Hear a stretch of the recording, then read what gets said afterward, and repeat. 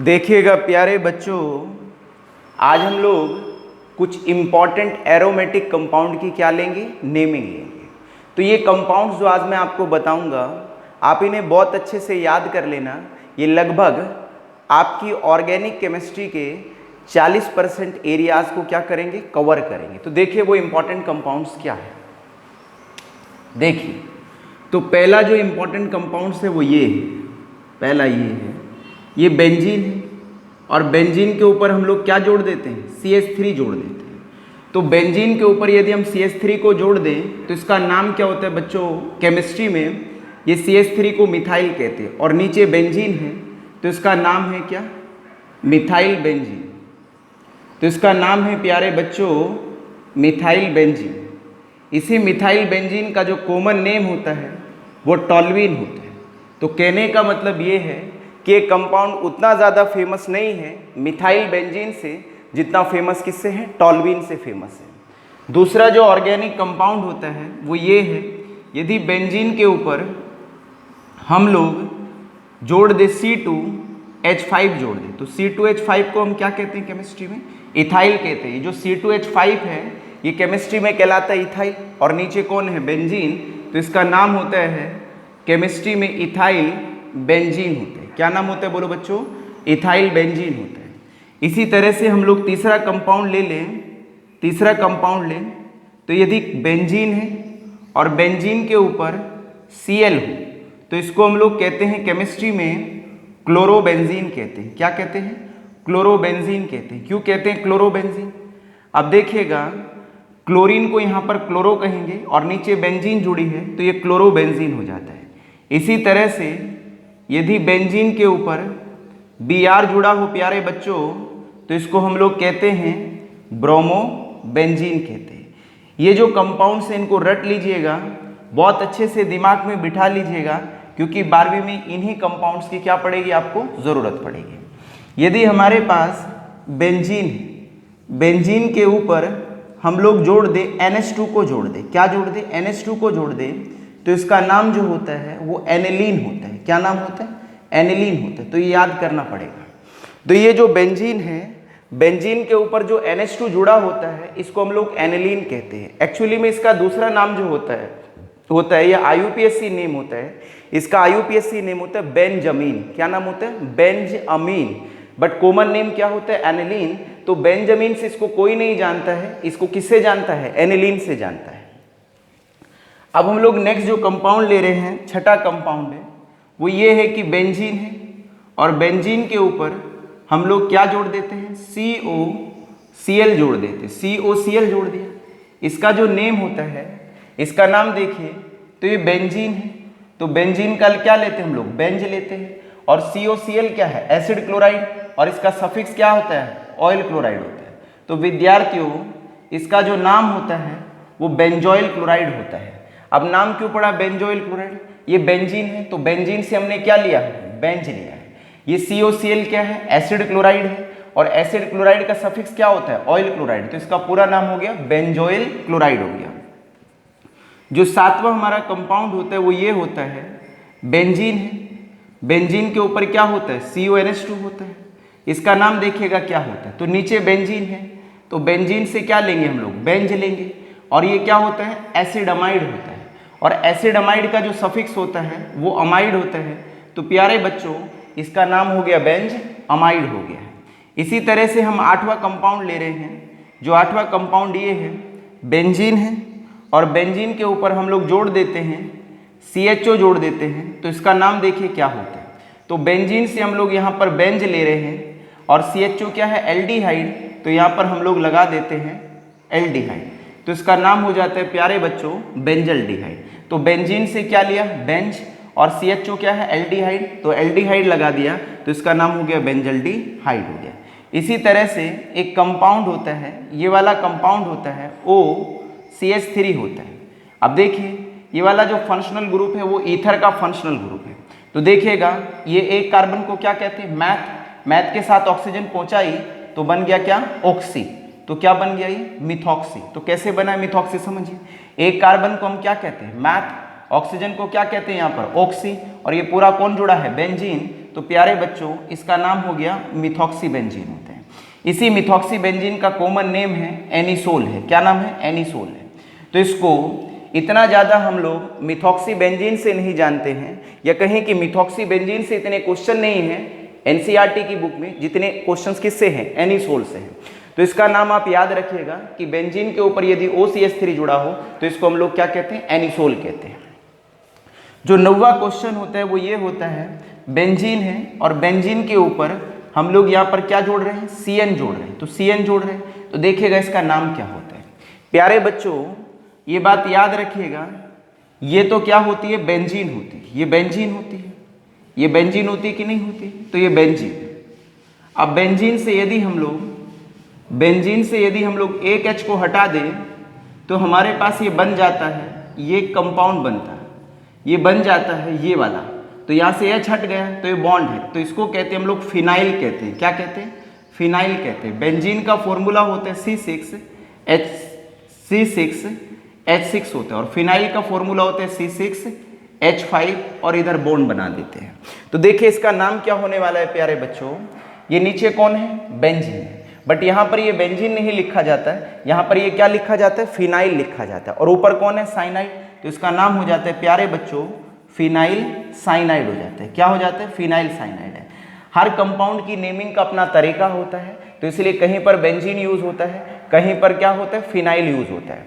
तो ये क्या कहलाता है? नीचे वाला क्या कहलाएगा? ये फिनाइल है और इससे कौन जुड़ा है? साइनाइड। तो इसका नाम क्या हो गया? फिनाइल साइनाइड हो गया। अब इसी तरह से प्यारे बच्चों जो 11वां क्वेश्चन वो ये है कि बेंजीन है और बेंजीन के ऊपर कौन जुड़ा है? NC जुड़ा हुआ है। अब आपको पता है कि बेंजीन तो ये वाली बेंजीन है, बट यहाँ पर इसको हम लोग बेंजीन नहीं कहते हैं, इसको हम लोग क्या कहते हैं? फिनाइल कहते हैं। और NC क्या होता है? आइसोसाइनाइड है। तो इसका नाम हो जाता है प्यारे बच्चों फिनाइल आइसोसाइनाइड हो जाता है। क्या हो जाता है? फिनाइल आइसोसाइनाइड इसका नेम हो जाता है। इसी तरह से जो 12वां कंपाउंड होता है उसको देखिएगा, ये बेंजीन है।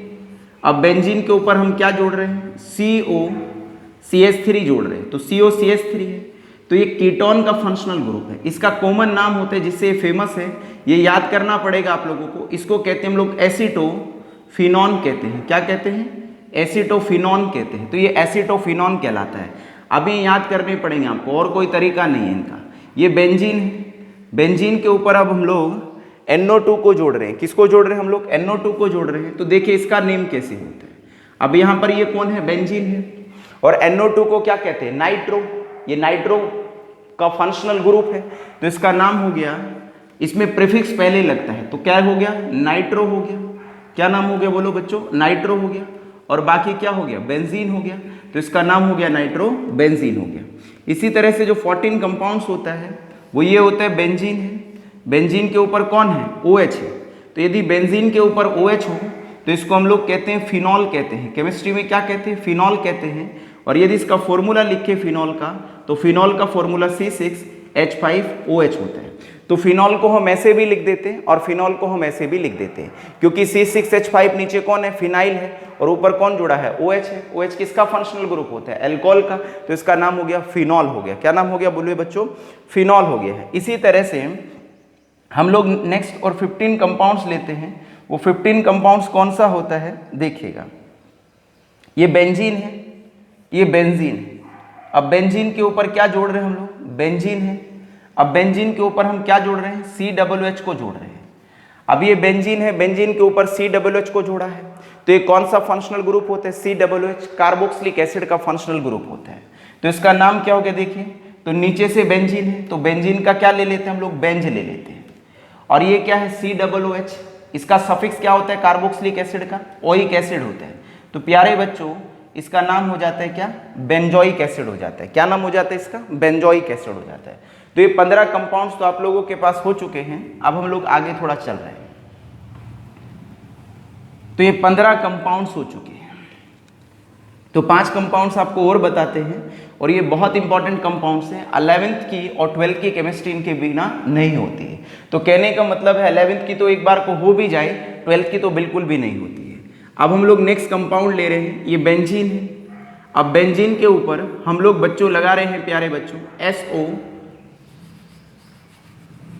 बेंजीन है, तो बेंजीन के ऊपर हम लोग लगा रहे हैं, क्या लगा रहे हैं, SO3H लगा रहे हैं। क्या लगा रहे हैं, SO3H लगा रहे हैं। तो इसका नाम देखिएगा, इसका नाम क्या होता है। तो ये बेंजीन के ऊपर SO3H लगाया है, तो ये जो फंक्शनल ग्रुप होता है, ये जो SO3H होता है, ये फंक्शनल ग्रुप होता है किसका, सल्फोनिक एसिड का। किसका होता है, सल्फोनिक एसिड का।